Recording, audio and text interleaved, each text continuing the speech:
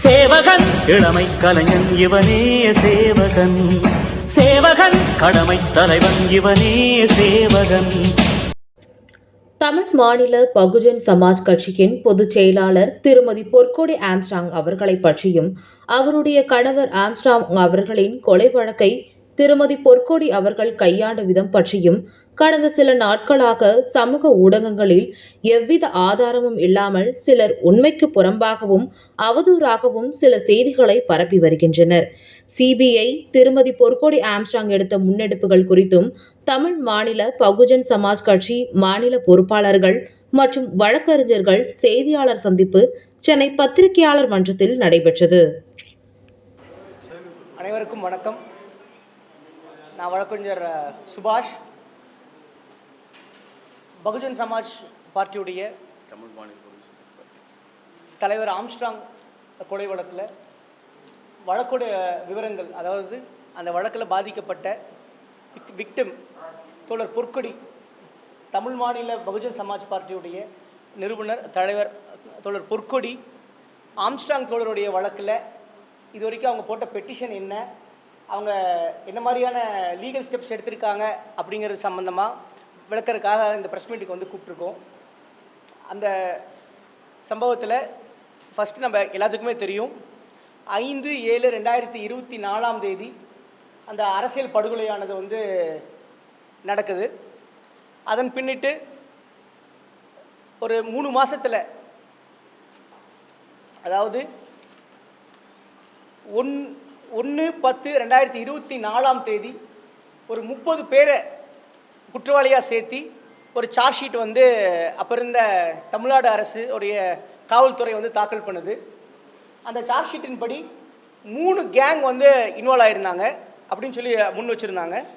அதில் முதல் வந்து ஆற்காடு சுரேஷ் சம்பந்தமான ஒரு கேங்கும், சம்போ செந்தில் சம்பந்தமான ஒரு கேங்கும், அதுக்கப்புறம் சமீபத்தில் மறைந்த நாகேந்திரன் அவர்கள் சம்பந்தமாக அவரும் அவருடைய பையன் அஸ்வத்தாமன், அந்த 3 கேங்கும் ஒன்றா சேர்ந்து அவர்களுடைய தனிப்பட்ட காரணத்துக்காக இந்த கொலையை வந்து பண்ணியிருந்தாங்க அப்படின்னு சொல்லி 30 அக்யூஸ்டை சேர்த்து உள்ள ஒரு சார்ஜ் ஷீட் வந்து போட்டிருந்தாங்க.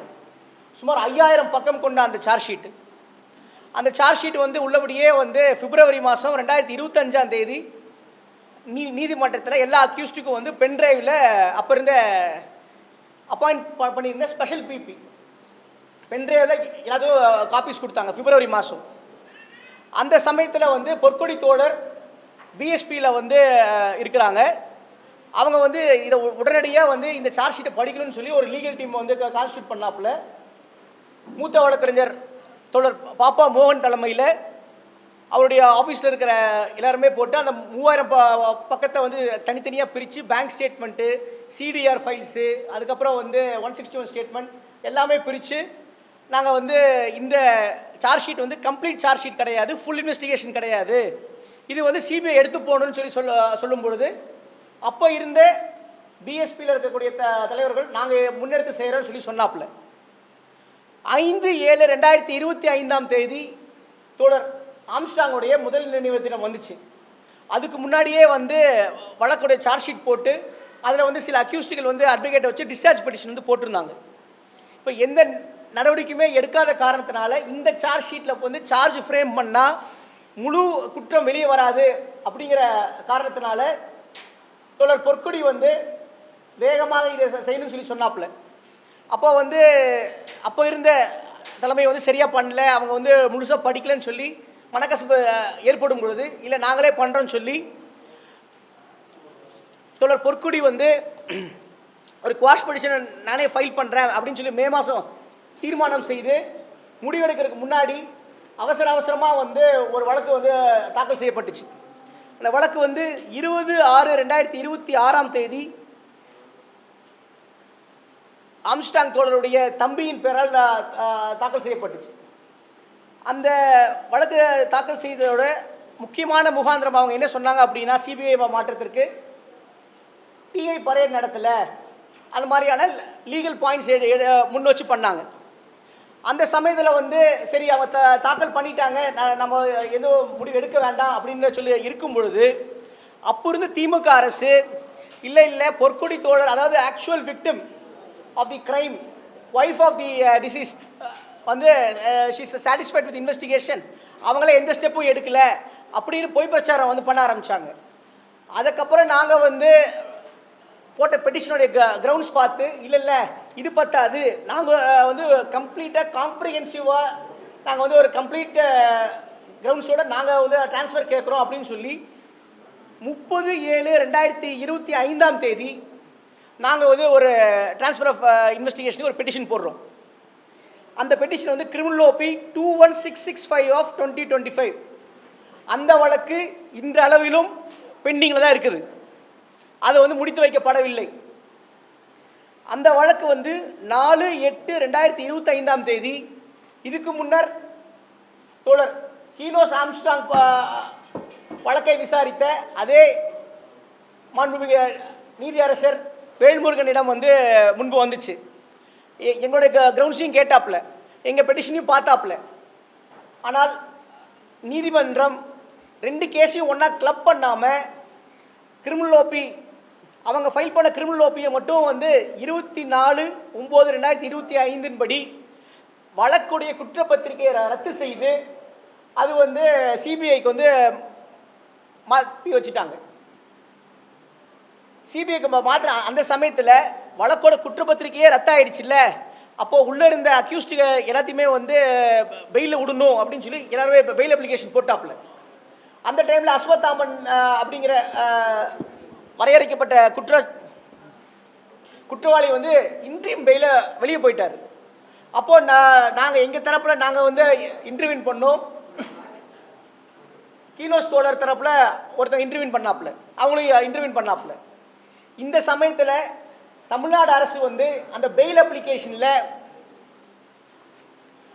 வழக்குடைய கோப்பு சிபிஐக்கு போச்சு அப்படின்னா, குற்றப்பத்திரிகை ரத்தாச்சு அப்படின்னா எல்லா அக்யூஸ்டும் வெளியே வந்துடுவாங்க, லா அண்ட் ஆர்டர் பிரச்சனை வந்துடும் அப்படின்னு சொல்லிட்டு உச்சநீதிமன்றத்தில் ஒரு வழக்கு தாக்கல் பண்ணுறாப்புல. அந்த வழக்கு வந்து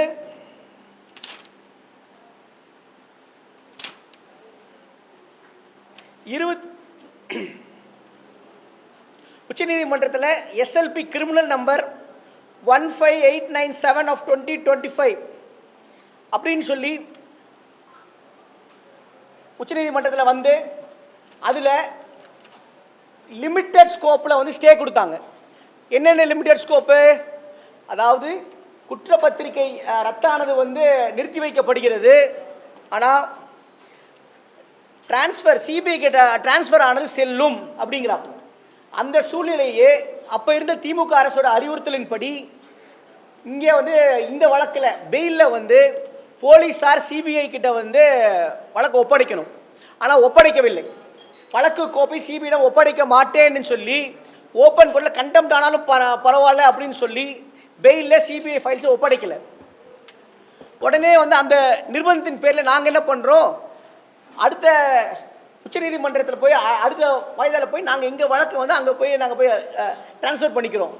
ரெண்டும் ஒரே ப்ரேயர் தான். நாங்களும் சிபிஐக்கு கேட்குறோம், அவங்களும் சிபிஐக்கு கேட்குறாங்க, நாங்கள் 2 பேரும் ஒன்றா தான் கேட்குறோம். ஆனால் வந்து கிரவுண்ட்ஸ் வந்து அவங்க ரைஸ் பண்ண கிரவுண்டு வேறு, நாங்கள் ரைஸ் பண்ண கிரவுண்டு வேறு, நான் வந்து காம்ப்ரிஹென்சிவாக வந்து நாங்கள் கேட்குறோம் அப்படின்னு சொல்லி நாங்கள் வந்து வாதம் பண்ணோம். அந்த வாதம் வந்து தொடர்ந்து வந்துகிட்டே இருந்துச்சு, ஏதோ ஒரு காரணத்துக்காக வாய்தா ஆகிட்டே இருந்துச்சு. இந்த சூழ்நிலையில் ஏப்ரல் 2026 தேர்தலுக்கு பின்பு ஆட்சி மாற்றம் வந்ததுக்கப்புறம் மே மாதம் இந்த வழக்கு திரும்ப வந்துச்சு. அப்போது தமிழ்நாடு அரசுடைய இன்ஸ்ட்ரக்ஷன் இல்லாமலோ இல்லை தாமாகவோ வந்து ஒரு சீனியர் கவுன்சிலும் போன அரசு வக்கீலும் வந்து வந்தாங்க, அந்த வழக்கை நடத்துனாங்க. அப்போ நீதிபதி கேட்டார், இப்போ தானே ஆட்சி மாறிடுச்சு, நீங்கள் வந்து அப்பீலை வந்து கண்டினியூ பண்ணுறீங்களா இல்லை வித்ரா பண்ணுறீங்களான்னு சொல்லுங்கள் அப்படின்னு சொல்லி சொன்னாப்புல. அதன் பின்னிட்டு தோழர் பொற்கொடி அவர்கள் அவருடைய சொந்த முயற்சியில் எல்லா மினிஸ்டர் மூலமாகவும் எல்லாத்திற்கிட்டையும் வந்து கோரிக்கை வைத்தார்கள். தமிழ்நாடு அரசு அந்த அப்பீலை வந்து நீங்கள் வந்து வித்ரா பண்ணணும். அதே சமயத்தில் என்னாச்சுன்னா டிஸ்ட்ரிக்ட் கோர்ட்டில் வந்து பெயில் கொடுத்துட்டாங்க. உடனே ஹைகோர்ட்டுக்கு வந்து நாங்கள் பெயில் போடுறோம், பொற்கொடி தோழர் சார்பில் வந்து பெயில் கேன்சலேஷன் போடுறோம். அந்த பெயில் கேன்சலேஷன் ஆகிடுது. அந்த பெயில் கேன்சலேஷனுக்கு மேலே பெயில் ரத்து செய்யப்பட்ட குற்றவாளிகள் சுப்ரீம் கோர்ட் போனாங்க. ஆக சிபிஐ டிரான்ஸ்ஃபர் வழக்கு வந்து அரசு தரப்பில் மேல்முறையீடு செய்யப்பட்ட வழக்கு. நாங்கள் வந்து இங்கே நடத்திட்டு இருக்கிற சிபிஐ டிரான்ஸ்ஃபர் வழக்குக்கான டிரான்ஸ்ஃபர் பெட்டிஷன், அப்புறம் கேன்சலேஷன் ஆஃப் பெயிலுக்கு எதிராக குற்றவாளிகள் போட்ட பெட்டிஷன், மூணும் ஒன்றா இணைத்து மேலே வந்து விசாரணையில் இருந்துச்சு.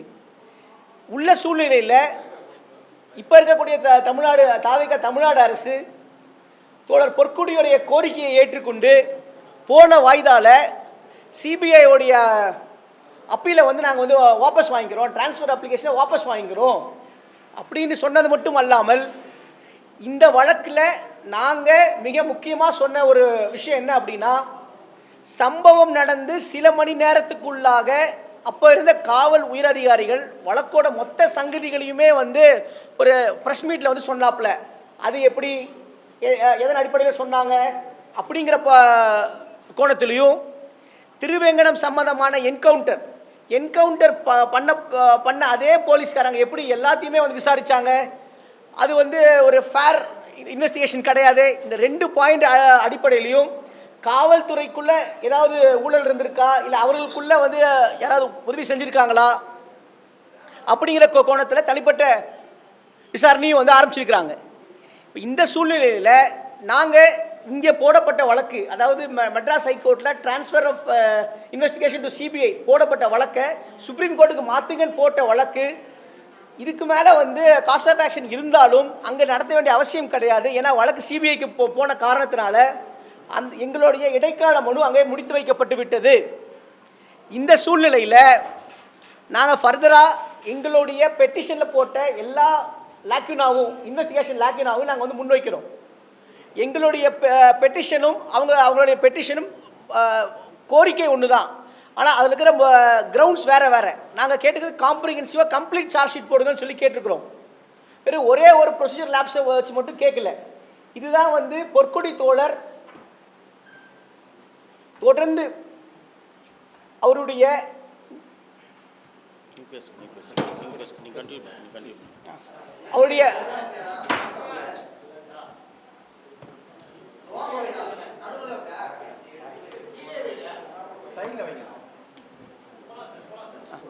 பொற்கொடி தோழர் அவர் வந்து பெயில் ப்ரொசீடிங்கில் ஆகட்டும், இல்லை வந்து டிரான்ஸ்ஃபர் சிபிஐயில் ஆகட்டும், அந்த சிபிஐக்கு டிரான்ஸ்ஃபர் செய்கிற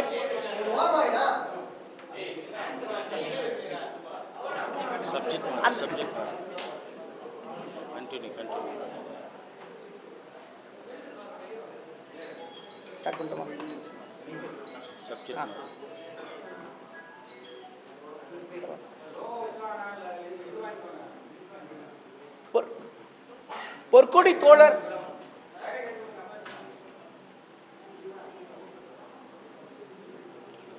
தோழர் இந்த வழக்கை வந்து, அதாவது தோழர் ஆம்ஸ்ட்ராங்குடைய கொலை வழக்கு சம்பந்தமாக பொற்கொடி தோழர் வந்து விசாரணை சமயத்திலும் சரி, அதுக்கப்புறம் வந்து டிரான்ஸ்ஃபர் ஆஃப் இன்வெஸ்டிகேஷனும் சரி, பெயில் கேன்சல் பண்ணுறதுலையும் சரி, கவனமாக ஒன்று தான் வந்து எல்லா அட்வொகேட்ஸுக்கும் வந்து இன்ஸ்ட்ரக்ஷன் கொடுத்துருந்தாங்க.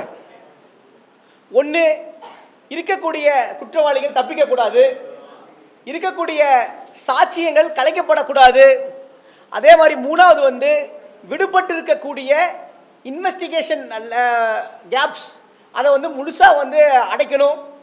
இதில் வந்து எந்த வகையான இது ஒரு அரசியல் படுகொலை என்பது சந்தேகம் கிடையாது. ஆனால் வழக்கை பொறுத்த வரைக்கும் அதை அரசியலாக்காமல் ப்ராப்பராக லீகலாக என்னென்ன ரிலீஃப்ஸ் இருக்கோ, விட்னஸ் ப்ரொடெக்ஷன் ஆகட்டும், இல்லை வந்து விட்னஸுக்கான அங்கே அந்த சம்பவத்தை இடத்துல கூட மற்ற விட்னஸை விசாரிக்கிறதாகட்டும், அதே மாதிரி மிக முக்கியமாக இந்த வழக்கில் இருக்கக்கூடிய ஃபினான்ஷியல் டிரான்சாக்ஷன்ஸ் வழக்குடைய டீட்டெயில்குள்ளே போகல. ஏன்னா சிபிஐ இன்வெஸ்டிகேஷன் போயிருக்குது. வழக்குடைய டிரான்சாக்ஷன்ஸ், பேங்க் டிரான்சாக்ஷன்ஸில் பல டிரான்சாக்ஷன்ஸ் வந்து பாதியிலே நின்றுருக்குது. இதெல்லாமே வந்து பேப்பரில் இருக்கக்கூடிய 3000 பக்கத்தை படித்த ஒருவரால் மட்டுமே வந்து எடுத்து முன்வைக்க முடியும். அந்த மாதிரியான விஷயங்களை எடுத்து முன்வச்சதன் அடிப்படையில் தான் தாவேகா அரசு முகாந்திரம் இருந்த காரணத்தினால தான் இந்த விசாரணை சிபிஐக்கு போகணும். அப்போ தான் வந்து இந்த கொலையோடைய முழு வடிவம் கிடைக்கும். ஏன்னா 3 கேங்குன்னு சொல்கிறாங்க. ஆனால் வந்து எங்கள் தரப்பில் நாங்கள் சொல்கிறது வந்து 3க்கும் மேற்பட்ட கேங் இருக்கிறாங்க. போன அரசில் இருக்கக்கூடிய அரசு அதிகாரிகள் கொலைக்கு முன்போ கொலையின் சமயத்திலோ கொலைக்கு பிறகோ இதில் நேரடியாகவோ மறைமுகமாகவோ சிலரை மறைக்கிறார்கள் அப்படிங்கிற முகாந்திரத்தையும் எடுத்து வச்சு தொடர்ந்து பண்ணிட்டு தான் இருக்கிறாங்க. சிபிஐக்கு போனதுனால பொற்கொடி தோழருடைய லீகல் டீம் வந்து ஸ்டாப் ஆக மாட்டோம். இதுக்கப்புறம் வந்து இன்வெஸ்டிகேஷனில் இருப்போம். ஏன்னா victim participation in this case is must. இதில் யார் விக்டிம் அப்படிங்கிறது நாங்கள் சொல்ல வேண்டிய அவசியம் கிடையாது. அடிப்படை அறிவு இருக்கிற எல்லாத்துக்குமே தெரியும்.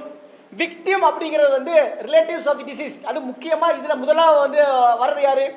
இந்த வழக்குடைய ஐவிட்னஸான தோழர் வீரமணி, இறந்தவருடைய மனைவியாக இருக்கக்கூடிய தோழர் பொற்குடி, இவங்களா தான் விக்டிம். இவங்களுடைய கிளைம்ஸ் தான் ஃபர்ஸ்ட் இருக்கும். இப்போ இவங்க வந்து வெறுமனே இந்த விசாரணை சிபிஐக்கு இப்போ போயிடுச்சுன்னு சொல்லி நிறுத்தி கொள்ள மாட்டோம். இதுக்கப்புறம் அந்த விசாரணையும் முழு வடிவம் எடுக்கிறதுக்கான நடவடிக்கை, அதுக்கப்புறம் நீதிமன்றத்தில் அந்த சாட்சியத்தை வந்து முழுசாக சொல்ல வைக்கணும். அந்த பொறுப்பு இது எல்லாத்துலேயுமே விக்டிம் பார்ட்டிசிபேஷன் கண்டிப்பாக இருக்குங்கிற ஸ்டெப்ஸு தொடர்ந்து எடுத்துகிட்டே வராங்க. அதனால இந்த வழக்கில் பொற்கொடி தோழர் தனிப்பட்ட முறையிலும் தமிழ் மாநில பகுஜன் சமாஜ் கட்சி தொடர்ந்து அவர்கள் வந்து எங்களுக்கு கொடுத்த உந்துதலான தான் அந்த 3000-4000 பக்கத்தை தோழர் பாப்பா மோகன் சீனியர் பாப்பா மோகனுடைய லீகல் டீம் வந்து ஸ்ட்ராங்காக படித்து பிரித்து அதில் இருக்கிற லாக்கினாக மொத்தமாக நாங்கள் வந்து எடுத்து வச்சுருக்கிறோம். இதுதான் வந்து பொற்கொடி தோழர் இந்த வழக்குக்கு செய்து கொண்டிருப்பது. இதோடு அவங்க முடிக்க மாட்டாங்க, தொடருவாங்க.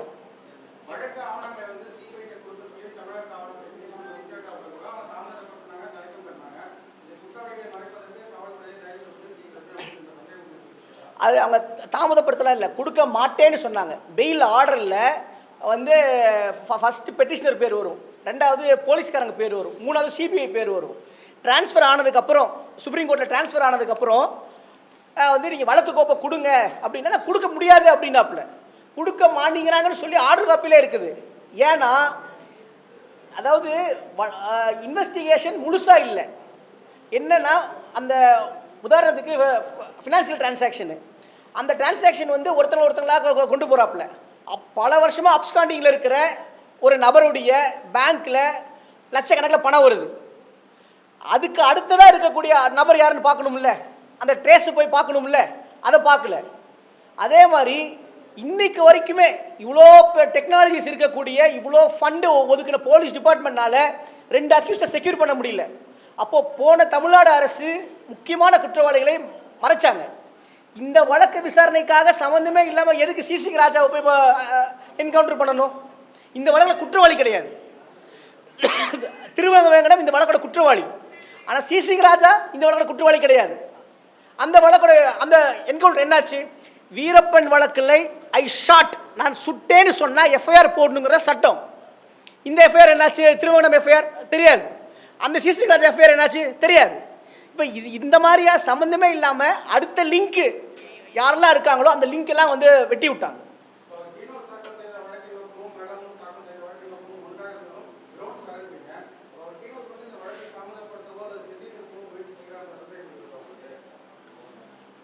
அவர்களுடைய அந்த லீகல் ஸ்ட்ராட்டஜி என்னன்னு தெரியல. பட் ஆனால் ரிலீஃப் வந்து அவங்க போட்ட பெட்டிஷனில் வந்து 6வது மாதம் போடுறாங்க, நாங்கள் 7வது மாதம் போடுறோம். அந்த வழக்கை விசாரித்த அதே ஜட்ஜ் தான் எங்கள் வழக்கையும் விசாரிக்கிறாங்க.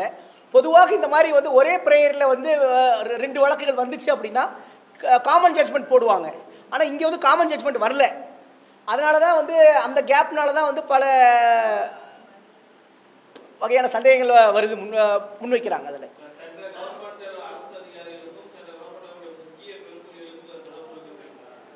161 ஸ்டேட்மெண்ட் வந்து கொடுத்தம்போது பொற்கொடி தோழராகட்டும் இல்லை இன்னும் மற்ற விட்னஸஸ் ஆகட்டும் சில நபர்களை இம்ப்ளிகேட் பண்ணியே சொன்னாங்க.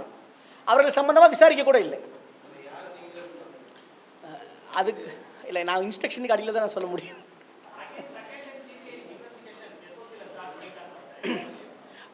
அந்த அதாவது தமிழ்நாடு அரசு வந்து ட்ரான்ஸ்ஃபர் ஆஃப் இன்வெஸ்டிகேஷனுக்கு மேலே எஸ்எல்பி மேலே போயிருக்கிறாங்க. அந்த வழக்கில் சிபிஐ வந்து எதிர்வுரை போட சொல்லி செப்டம்பர் மாதம் வழக்கு போட்டிருக்காங்க.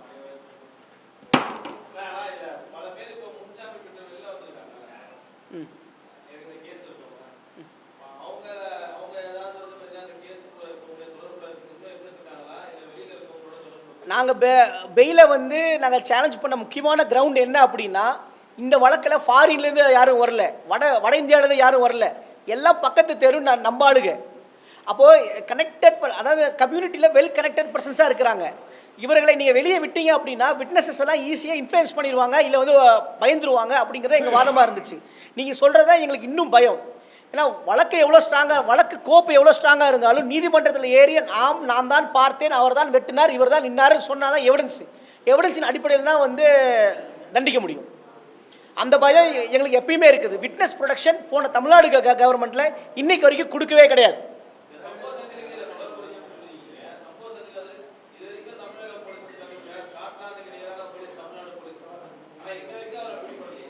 அதுதான் எங்கள் குற்றச்சாட்டு, பிடிபடலையே தான் குற்றச்சாட்டு.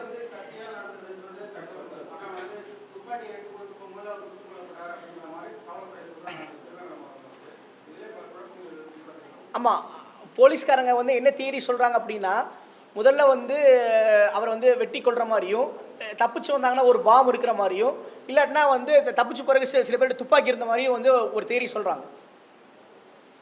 அதில் ஃபஸ்ட் அட்டம்ப்ட்லேயே வந்து வெட்டிட்டாங்க அப்படிங்கிறத போலீஸோட தியரி இந்த வழக்குப்படி.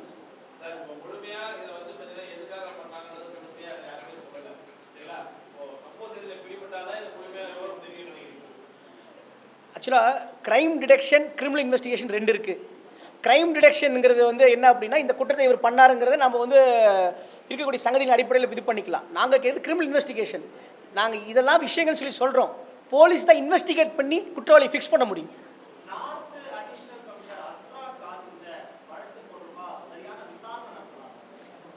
நாங்கள் ரைஸ் பண்ண இன்னொரு முக்கியமான கிரவுண்ட் என்ன அப்படின்னா, சம்பவம் நடந்த சில மணி நேரத்தில் வழக்கோடைய முழு விவரத்தையும் வச்சு எப்படி ஒரு பேட்டி கொடுக்க முடியும்? அக்கரன்ஸு, கம்ப்ளைண்ட்டு, எஃப்ஐஆர், இன்வெஸ்டிகேஷன், அரெஸ்ட்டு, அந்த விவரத்தை வந்து உன் டேபிளில் வைப்பாங்க. அதுக்கப்புறம் நீங்கள் போய் இன்வெஸ்டிகேஷனுக்கு இது கொடுக்கணும். இது எப்படி அதுக்குள்ளே எல்லாமே பண்ண முடியும்? தோளுடைய பிரேதம் முழுவதும் அடைச்சி அடக்கம் பண்ணுறதுக்கு முன்னாடியே போலீஸ்காரங்க வந்து ஆற்காடு சுரேஷ் அவருடைய கொலைக்காக ரிட்டாலியேஷன் எல்லா ஸ்டோரியும் ரெடி பண்ணி வச்சுருக்கிறாங்களே எப்படி?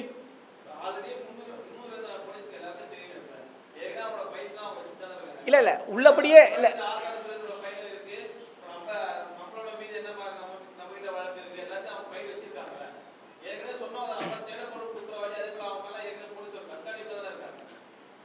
இதில் ஆற்காடு சுரேஷ் வழக்கில் வந்து தோழர் ஆம்ஸ்ட்ராங்க்கு தொடர்பு இருப்பதாக, ஆற்காடு சுரேஷ் கொலை வழக்கில் ஒரு துளி வார்த்தை கூட கிடையாது. அந்த கொலை வழக்கு போட்டதும் போலீஸ் தான். அந்த கொலை வழக்கோட கோப்பை எடுத்து பாருங்கள், அதில் ஆம்ஸ்ட்ராங் தோழருடைய பெயர் எந்த இடத்திலும் வரவில்லை. போலீஸோட கேவலமான புத்தி என்ன அப்படின்னா, ஒரு மாபெரும் தலைவரை தலித்தாக இருந்தால் அவர் வந்து இந்த மாதிரி படுகொலை செய்யப்பட்டாருங்கிற வந்து இலக்காரப்படுத்துறது தான் வந்து தமிழ்நாடு போலீஸோட கேவலமான முறை. அது வந்து இந்த காரணத்துக்காக பண்ணாங்கன்னு ஒரு அரசியல் படுகொலைக்கு வேறு சாயம் பூசுறதா தவிர மற்றபடி உண்மையாலுமே அது கிடையாது. போலீஸோடைய வழக்கு கோப்பு தான் ஆற்காடு சுரேஷோடைய வழக்கு கோப்பு. அதில் வந்து இவர் பேர் வருதா?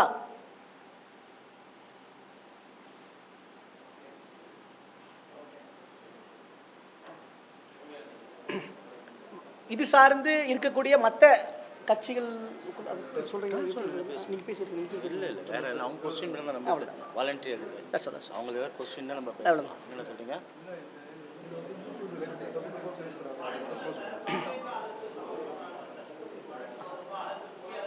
மெயின் சிபிஐ இப்போ இல்லை புரியல.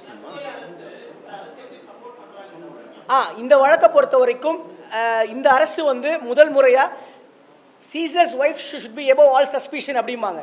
சந்தேகத்திற்கு அப்பாற்பட்டு இருக்க வேண்டும் அப்படிங்கிறாங்க. ஏன்னா எங்களுடைய குற்றச்சாட்டின்படி போன ஆட்சியில் இருந்த முக்கியமான நபர்கள் இந்த கொலையில் இருக்கிற காரணத்தினால இது வந்து இண்டிபெண்ட்டாக விசாரிக்கணும் அப்படின்னு சொல்லி கேட்குறோம்.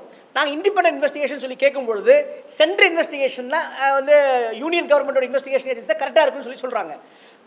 கவர்மெண்ட் வந்து சுப்ரீம் கோர்ட்டில் இந்த வழக்குக்காக டிஎம்கே கவர்மெண்ட்டு சுப்ரீம் கோர்ட்டில் இந்த வழக்குக்காக வச்ச சீனியர் கவுன்சிலுக்கு மக்கள் வரி பணம் குறைஞ்சது எவ்வளோ லட்சம் செலவு பண்ணால் நமக்கு தெரியாது. ஏன் இவ்வளோ லட்சம் செலவு பண்ணி இந்த வழக்கை தான் பிடிச்சி வச்சாங்கன்னு எங்களுக்கு தெரியாது. இத்தனைக்கும் ஏப்ரல் மாதம் ஆட்சி மாறினதுக்கப்புறம் 21/5 வந்த விசாரணையில் கூட அந்த சீனியர் கவுன்சில் வந்து பேசுகிறாரு. அவருக்கு கொடுத்த ஃபீஸு நம்ம வரி பணம். நான் கேட்குறது, திமுக அரசு இன்வால்வ் ஆன இருக்கக்கூடிய ஆட்கள் இன்வால்வ் ஆன காரணத்தினால தான் போலீஸ் வந்து சீனியர் கவுன்சில் வச்சு இவ்வளோ கஷ்டப்பட்டாங்க. இப்போ இந்த அரசு வந்து இந்த சந்தேகங்கள்லாம் கருத்தில் கொண்டு தான் நாங்கள் வந்து அங்கே மாற்றுறோம் அப்படிங்கிறத வந்து பாதிக்கப்பட்ட மக்களுக்கு சார்பாக அவங்க அதிகாரத்தை இந்த வழக்கில் பயன்படுத்தியிருக்காங்க.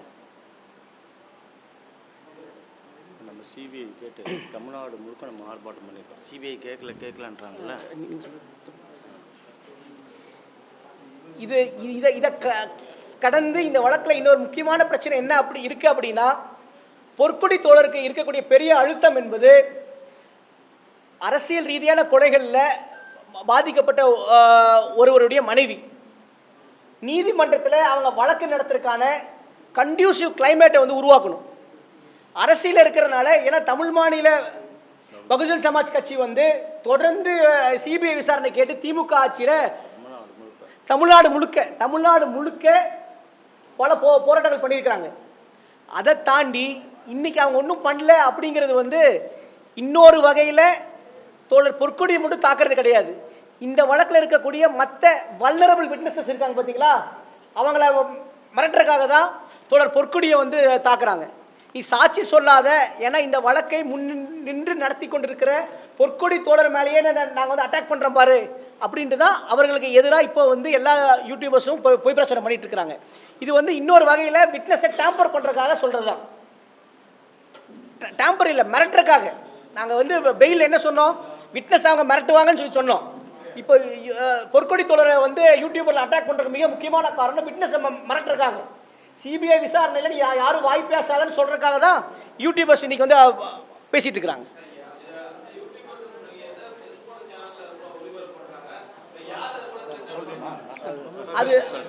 அது வந்து பார்ட்டி ஆர்கனைசர்ஸ் வந்து இன்னும் பெட்டராக சொல்லுவாங்க. அதில் யார் யாருன்ட்டு அப்படியே ஓகே ஓகே இங்கே வந்துடுங்க ஒரு ஸ்டெப் இங்கே வந்துடுறாங்க. அனைவருக்கும் ஜெய் பீம். நான் முத்துகிருஷ்ணனுடைய பெயர். நான் தமிழ் மாநில பகுஜன் சமாஜ் கட்சியினுடைய தலைமை நிலைய செயலராக பொறுப்பு வகித்து வருகிறேன். சகோதரர்களே, இந்த ஊடக சந்திப்பை வாய்ப்பாக பயன்படுத்தி கொண்டு எங்களுடைய சமத்துவ தலைவர் அண்ணன் ஆம்ஸ்ட்ராங் அவர்களுடைய படுகொலை வழக்கானது சிபிஐக்கு செல்வதற்கு வழிவகுக்கின்ற வகையிலே திமுக அரசு உச்சநீதிமன்றத்தில் தாக்கல் செய்திருந்த மேல்முறையீட்டு மனுவை வாபஸ் பெற்ற தமிழக அரசிற்கும் தமிழக முதலமைச்சர் மாண்புமிகு திரு ஜோசப் விஜய் அவர்களுக்கும் எங்களுடைய கட்சியின் சார்பாகவும் எங்கள் கட்சியின் பொதுச் செயலாளர் அன்னியார் திருமதி பொற்கொடி ஆம்ஸ்ட்ராங் அவர்கள் சார்பாகவும் எங்கள் அனைவருடைய சார்பாகவும் முதற்கண் நெஞ்சார்ந்த நன்றிகளை நாங்கள் தெரிவித்துக் கொள்கிறோம். இதைத்தான் நாங்கள் அண்ணன் படுகொலை செய்யப்பட்ட 2 ஆண்டு காலமாக நாங்கள் எதிர்பார்த்து காத்திருந்தோம். அந்த வாய்ப்பை உருவாக்கி கொடுத்த தமிழக முதல்வருக்கு முதலில் நன்றியை தெரிவித்துக் கொள்கிறோம். இரண்டாவது, முதலில் இப்பொழுது எங்களுடைய வழக்கறிஞர் திரு சுபாஷ் அவர்கள் இந்த வழக்கில் எங்களுடைய அன்னியார் திருமதி பொற்கொடி ஆம்ஸ்ட்ராங் அவர்கள் என்னென்ன முன்னெடுப்புகளை எல்லாம் எடுத்தார் என்பதை மிக தெளிவாக திறம்பட சட்ட விளக்கங்களோடு உங்களிடத்திலே பகிர்ந்தார். முக்கியமாக இந்த செய்தியாளர் சந்திப்பு எதற்கென்று சொன்னால், கடந்த சில வாரங்களாக தொடர்ச்சியாக பத்திரிகையாளர் என்ற போர்வையில் இருக்கிற அவரின் மீது நில மோசடி வழக்கு, மாமூல் வசூலித்த வழக்கெல்லாம் இருக்கிறது. வராகி என்கின்ற நபர் தொடர்ந்து காணொளிகளை வார் ரூம் என்கின்ற யூடியூப் சேனல் வழியாக தொடர்ந்து எங்களுடைய அன்னியாரை கொச்சப்படுத்துகின்ற வகையிலே தொடர்ந்து வெளியிட்டு வருகிறார். அதைப்போல இதற்கு முன்னால் மூத்த பத்திரிகையாளர் என்று சொல்லிக்கொள்ளுகின்ற வயதான காலத்தில் என்ன பேசுகிறேன்னே தெரியாமல் நிதானத்தை இழந்து ஒரு கட்டுப்பாடை இழந்து ஊடகத்திலே அண்ணன் ஆம்ஸ்ட்ராங் அவர்களுடைய பெயரை சொல்லி புகழ் வெளிச்சம் தேட வேண்டும் என்பதற்காக தமிழா பாண்டியன் என்கின்ற ஒரு நபர் ஆகிய இந்த 2 நபர்களும் தொடர்ச்சியாக அன்னியார் மீது வன்மமான கருத்துக்களை, அவதூறு கருத்துக்களை அவர்களை குறிவைத்து வேண்டுமென்றே தொடர்ச்சியாக பேசி வருகிறார்கள். அந்நியார் அவர்கள் தொடர்ந்து அண்ணன் இறந்த அந்த நிமிடத்திலிருந்து தொடர்ச்சியாக அண்ணனுடைய படுகொலை வழக்கில் அவருக்கு உரிய நீதி கிடைக்க வேண்டும் என்கின்ற ஒரே குறிக்கோள், அந்த ஒரு குறிக்கோள் மட்டும்தான் அவர்களுக்கு பிரதானமாக இருக்கிறது.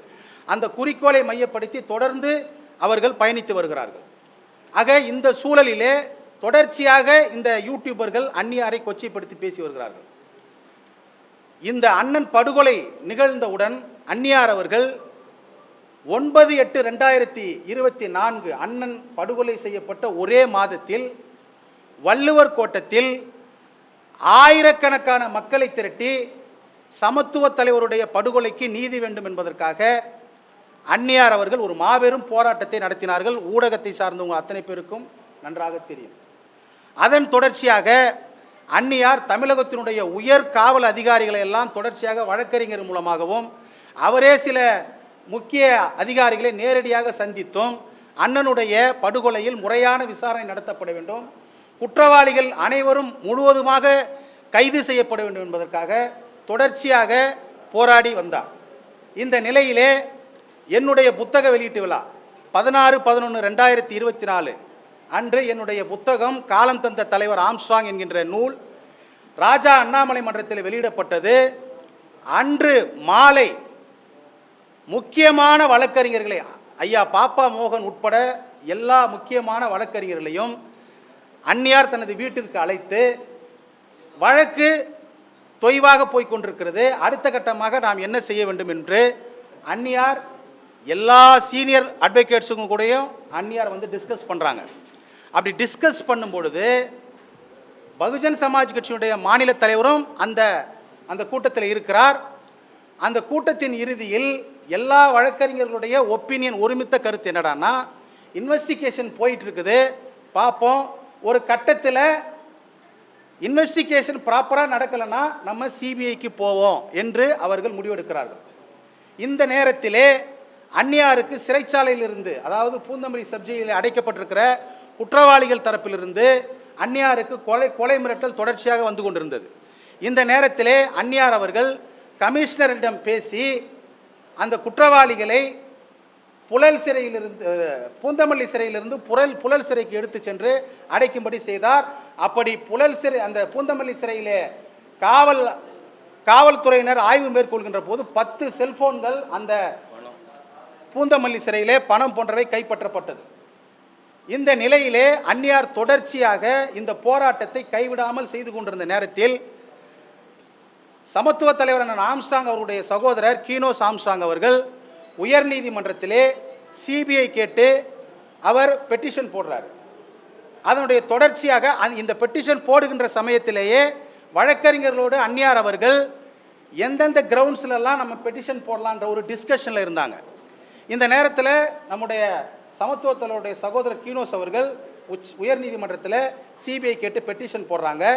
இந்த பெட்டிஷனில் அந்நியார் கேட்கணும்னு நினச்ச சில முக்கியமான கிரவுண்ட்ஸுங்களை மையப்படுத்தி அடுத்த கட்டமாக அந்நியார் வந்து ஒரு பெட்டிஷனை சிபிஐ கேட்டு உயர்நீதிமன்றத்தில் தாக்கல் பண்ணுறாங்க.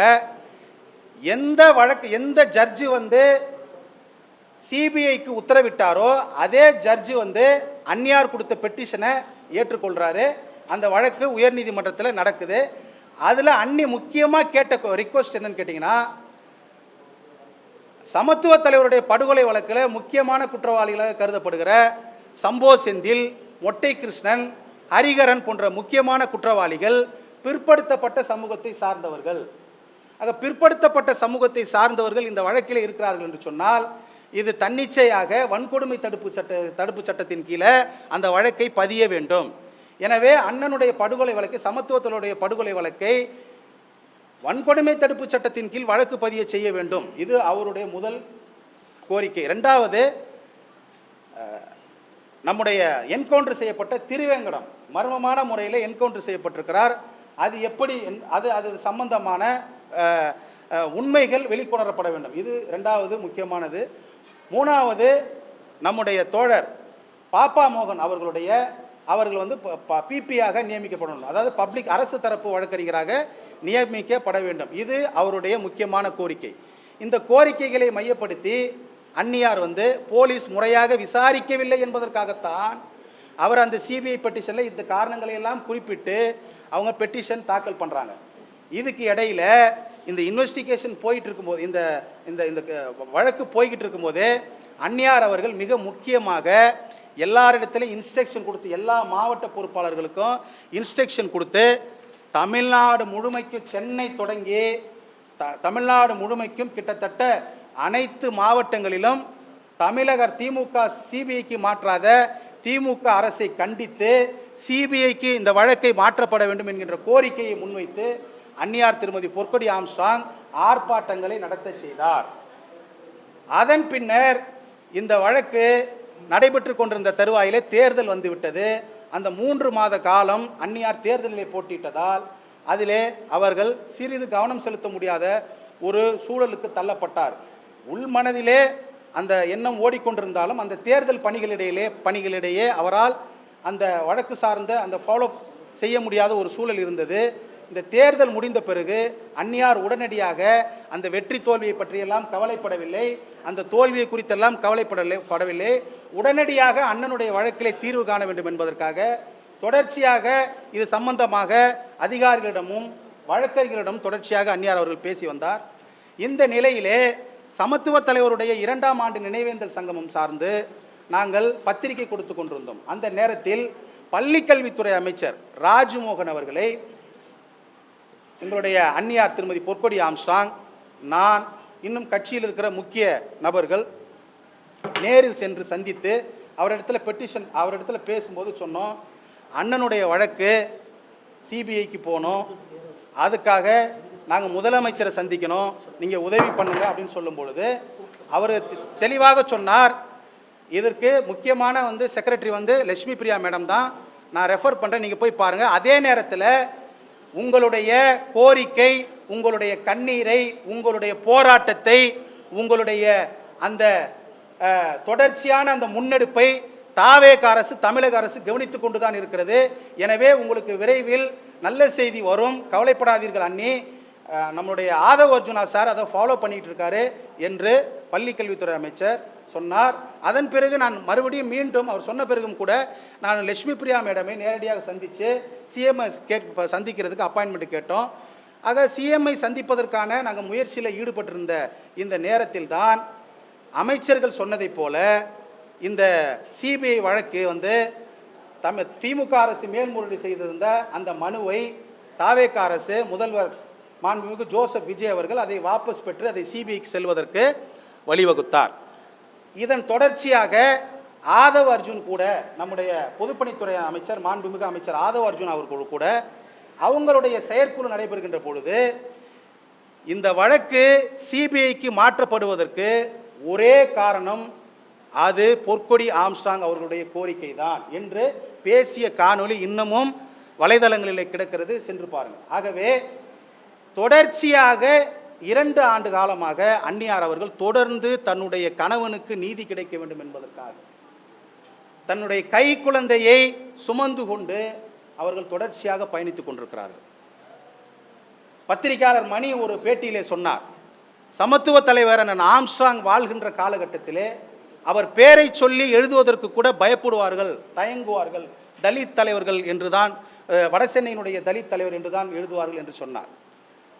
ஆனால் இன்றைக்கு அவர் இல்லாத சூழலில் தன்னுடைய கணவனுக்காக தொடர்ச்சியாக எல்லாவற்றையும் மறந்து போராடுகின்ற அந்த தெய்வத்தை, அந்த எங்களுடைய அன்னியாரை கொச்சப்படுத்துகின்ற வகையிலே இன்றைக்கு பணத்திற்காகவும் புகழுக்காகவும் யாரோ பின்னாடி இருந்து தூண்டுகின்ற அந்த தூண்டுதலுக்கு இணங்க இந்த வராகி என்கின்ற பத்திரிகையாளரும் நம்முடைய தமிழா பாண்டியன் என்கின்ற இந்த 2 பத்திரிகையாளரும் தொடர்ச்சியாக அன்னியார் மீது அவதூறுகளை பரப்பி வருகிறார்கள். முக்கியமாக காவல்துறைக்கு அன்னியார் சரண்டர் ஆயிட்டாங்க, அவங்க கூட டைப் ஆயிட்டாங்க, காவல்துறையோடு அவங்க ஒத்து போயிட்டாங்க என்ற குற்றச்சாட்டை அவர்கள் அவதூறாக முன்வைக்கிறார்கள். நான் கேட்கிறேன், காவல்துறையோடு அவர்கள் உடன்பட்டு போயிருந்தால் அவர் ஏன் திருவேங்கடம் என்கவுண்டரை ஏன் மர்மமான முறையில் செய்தீர்கள் என்று கேள்வி கேட்க வேண்டும். ஏன் இந்த வழக்கை வன்கொடுமை தடுப்பு சட்டத்தின் கீழ் வழக்கு பதியவில்லை என்று ஏன் அவர்கள் கேட்க வேண்டும்? தொடர்ச்சியாக அவர்கள் இந்த போராட்டத்திலே அவர்கள் தொடர்ச்சியாக கேட்டு வந்த சிபிஐ பெட்டிஷனில் கூட அவங்க கேட்டு வந்த கோரிக்கை அத்தனையும் காவல்துறைக்கு எதிரானது தான். ஆனால் காவல்துறைக்கு அந்நியார் அவர்கள் உடன்பட்டு போய்விட்டதாக ஒரு போலியான குற்றச்சாட்டை வராகி முன்வைக்கிறார். அது மட்டுமல்ல, அந்நியார் யாரோ ஒரு பாம் சரவணன் என்கிற நபருடைய மனைவியோடு சேர்ந்து கொண்டு பிஎஸ்பியை கைப்பற்ற முயற்சித்தார் என்று அபாண்டமாக பழி சுமத்துகிறார், அபாண்டமாக ஆதாரமற்று குற்றம் சாட்டுகிறார். அன்றைய சூழலில் அண்ணன் இறந்த காலகட்டத்தில் பிஎஸ்பி தலைமை அந்நியாரை தலைவர் பொறுப்பை ஏற்றுக்கொள்ள வேண்டும் என்று கேட்டு அவரிடத்தில் கெஞ்சினார்கள், கூத்தாடினார்கள். ஆனால் எனக்கு பதவி ஆசை இல்லை, அவரோடு அது முடிந்து போகட்டும் என்று சொல்லி கையில் வைத்திருந்த பதவியை விட்டு கொடுத்தவர் அந்நியார் பொற்கொடி ஆம்ஸ்ட்ராங் அவர்கள். கையில் வைத்திருந்த பதவியை அவர்கள் எதற்கு கைப்பற்ற வேண்டும்? ஆக இப்படியெல்லாம் திரித்து அவர்கள் மீது இழித்தும் பழித்தும் அவர் மீது அவதூறு பரப்ப வேண்டும் என்று இந்த வராகி தொடர்ச்சியாக பேசிக் கொண்டிருக்கிறார். அது மட்டுமல்ல, நேற்று அவர் பேசுகின்ற பொழுது சமத்துவ தலைவர் அண்ணன் ஆம்ஸ்ட்ராங் அவர்களுடைய சொந்த அண்ணன் வீரமணி அவர்தான் பெட்டிஷனர், அவர்தான் கம்ப்ளைண்ட் கொடுத்திருக்கிறார். அவரை வீரமில்லாத மணி என்று அவர் சொல்லுகிறார். அண்ணன் அவர்கள் அண்ணனுடைய படுகொலை அரங்கேறுகின்ற பொழுது தன் தம்பியை காப்பாற்ற வேண்டும் என்பதற்காக சென்று அவருக்கு விழுகின்ற அந்த வெட்டை வாங்கி கீழே மயங்கி விழுந்தவர் அண்ணன் வீரமணி அவர்கள். அப்பேற்பட்ட அண்ணனை, சகோதரனை தன்னுடைய சொந்த லாபத்திற்காக, ஊடகத்தினுடைய புகழ் வெளிச்சத்திற்காக நேற்று அவர் அவதூறாக பேசுகிறார். அது மட்டுமல்ல, அந்நியாரை தவறான பாதையில் தவறான நபர்களுடன் தவறான செயல்பாடுகளை, சகோதரர்களே, ஊடகத்தை சார்ந்த சகோதரர்களே, உங்களை பார்த்து நான் ஒன்றை கேட்க விரும்புகிறேன். ஒரு பெண்ணை அவதூறாக பேசுவதே தவறு. அதிலும் அவர் தலித் சமூகத்தை சார்ந்த பெண். வெறுமனே அவர் தலித் சமூகத்தை சார்ந்த பெண் மட்டுமல்ல, ஒரு தலித் சமூகத்தினுடைய தலைவர், பெண் தலைவர். அப்படி இருக்கிற ஒரு தலைவரை மிக சாதாரணமாக வராகி இது போன்ற அவதூறு வார்த்தைகளை பேசி அவரை காயப்படுத்துகிறார். எனவே இங்கே தமிழ் மாநில பகுஜன் சமாஜ் கட்சியின் சார்பாக கூடியிருக்கிற நாங்கள் வராகியின் மீதும் தொடர்ச்சியாக வலைதளங்களிலே அந்நியார் மீது குற்றச்சாட்டுகளை வைத்து வருகிற வராகியின் மீதும் தமிழா பாண்டியன் மீதும் தமிழக காவல்துறை வன்கொடுமை தடுப்பு சட்டத்தின் கீழ் வழக்கு பதிவு செய்து உடனடியாக அவர்களை சிறையில் அடைக்க வேண்டும். அதை போல இவங்க எப்படிப்பட்ட மனைவி என்கின்ற தொனியிலே அவரை குறித்து அவதூறாக அவர் பேசுகிறார். சமத்துவ தலைவர் அண்ணன் ஆம்ஸ்ட்ராங் அவர்களுக்கு திருமணம் ஆவதற்கு முன்பாகவே அந்நியார் திருமதி பொற்கொடி ஆம்ஸ்ட்ராங் அவர்கள் அவருடைய வளர்ச்சிக்கு உறுதுணையாக இருந்தவர், ஊன்றுகோலாக இருந்தவர். சமத்துவ தலைவர் அண்ணன் ஆம்ஸ்ட்ராங் அவர்களை திருமணம் செய்து கொள்ள வேண்டும் என்பதற்காக நீண்ட காலம் காத்திருந்தவர். சமத்துவ தலைவர் அரசியலிலே வளர்ச்சி பெறுவதற்காக மிகப்பெரிய பங்காற்றியவர். இன்று சமத்துவ தலைவர் இறந்த பிறகும் கூட தமிழகம் முழுமைக்கும் சமத்துவ தலைவருடைய கொள்கைகளை கொண்டு போய் சேர்க்க வேண்டும் என்பதற்காக தமிழ் மாநில பகுஜன் சமாஜ் கட்சி என்கின்ற அந்த இயக்கத்தை துவங்கி கைக்குழந்தையோடு தமிழகம் முழுமைக்கும் சுற்றுப்பயணம் மேற்கொள்கின்ற ஒரு தலைவர். இவ்வளவு சோகங்களுக்கு மத்தியிலும் சமூக பணி செய்கின்ற ஒரு மகத்தான தலைவர். அப்பேற்பட்ட தலைவரை வேண்டுமென்றே யாருடைய தூண்டுதலின் பேரிலோ இவர் இப்படியெல்லாம் பேசி யாரை காப்பாற்ற விரும்புகிறார் என்று எங்களுக்கு தெரியவில்லை. வராகியும் தமிழா பாண்டியனும் யாரை காப்பாற்ற விரும்புகிறார்கள் என்று எங்களுக்கு தெரியவில்லை. எனவே சிபிஐ இவர்களையும் அழைத்து இந்த விசாரணையிலே அவர்களை விசாரிக்க வேண்டும் என்று தமிழ் மாநில பகுஜன் சமாஜ் கட்சியின் சார்பாக நாங்கள் கேட்டுக்கொள்கிறோம். இனிமேல் அந்நியார் குறித்தோ அல்லது அந்நியார் குடும்பத்தை குறித்தோ அவதூறாக பேசினால் தமிழ் மாநில பகுஜன் சமாஜ் கட்சி பொறுத்து கொள்ள மாட்டோம். இந்த இரு பத்திரிகையாளர்களுக்கும் நாங்கள் எச்சரிக்கை விடுகிறோம். சட்ட ரீதியாக அவர்கள் மிகப்பெரிய விளைவுகளை சந்திக்க நேரிடும் என்கின்ற எச்சரிக்கையை இந்த நேரத்தில் நாங்கள் சொல்லிக்கொள்ள கடமைப்பட்டிருக்கிறோம். அதே போல சமத்துவ தலைவரான ஆம்ஸ்ட்ராங் அவர்களை கூட பல ரவுடிகளோடு தொடர்பு படுத்தி பேசுவதை இன்றைக்கு இருக்கிற யூடியூபர்கள் வாடிக்கையாக வைத்திருக்கிறார்கள்.